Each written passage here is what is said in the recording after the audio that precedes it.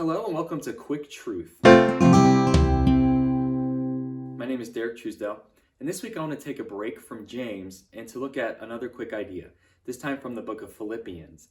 And the idea I want to look at is, where is God in our troubles and in our difficult times? Sometimes we feel like God's with us, and usually those are in the good times, but other times we feel like God's not with us, and usually that's the bad times and the times we wish God would just take away and cure.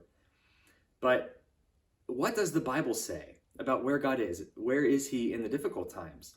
Is he with us even in the good times?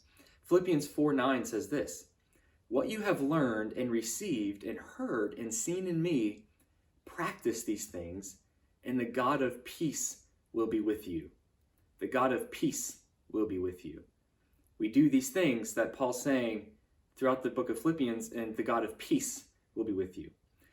God is always living in the Christian. He's always with us, but we feel and we understand that presence more when we're following after God, when we're following the commands of the Bible. Jesus said it this way.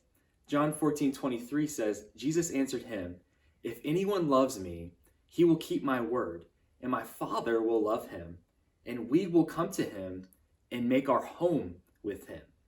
So when we love God, he promises to be with us, and he promises here to make his home with us. He and the Father come to us and make their home with us. Draw near to God, and he will draw near to you. He's not far away. We follow after him, and he comes to us. So as we have a relationship with God, he hears our problems, and he's very present with us, even though sometimes it doesn't feel like it. But life doesn't always give you prep time.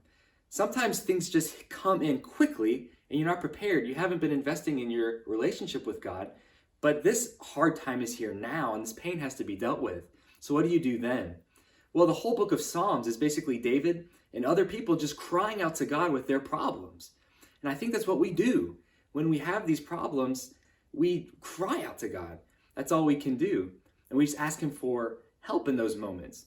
God sometimes takes that problem away, but usually, he doesn't usually do that. He usually just is with us through the problem. So it's not always that he takes it away. It's usually that we go through the problem, but he promises to be with us through those things. So for example, when we see Moses, the Egyptian army is chasing them, and he's leading the Israelites, but they hit the Red Sea. God doesn't turn the army back, but he does split the Red Sea, and he's present with them through the problem.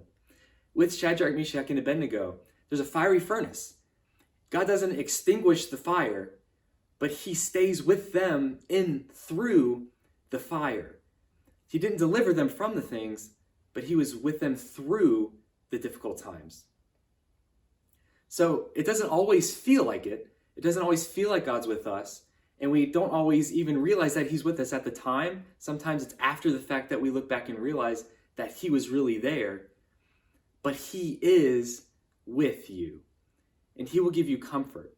2 Corinthians 1:3-4 says this: "Blessed be the God and Father of our Lord Jesus Christ, the Father of mercies and God of all comfort, who comforts us in all our affliction, so that we may be able to comfort those who are in any affliction, with the comfort with which we ourselves are comforted by God." So there's comfort in God. We cry to God. God is always with us. God is with us through our problems. He's always with us, and he will comfort us. So God is always with you. He hears you when you cry, and he will comfort you in your times of pain. Thanks for watching. God bless.